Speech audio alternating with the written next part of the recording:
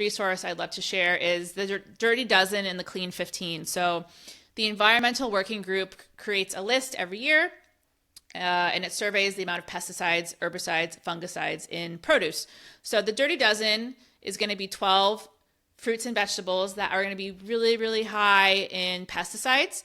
And the Clean 15 are going to be 15 fruits and vegetables that are lower. So if you are looking to shop organic, but also shop on a budget, the Clean 15 are going to be your fruits and vegetables you can buy conventional because they are going to be lower in pesticides. And it's usually things like with a peel, like with an outside peel, like avocados usually on there, banana probably. And then the Dirty Dozen are going to be your 12 foods that if you can, it's suggested to buy organic because there are more pesticides in there. And those are usually ones that are grown lower to the ground. So like strawberries, kale, will usually have a higher pesticide count just because they are so close to the soil.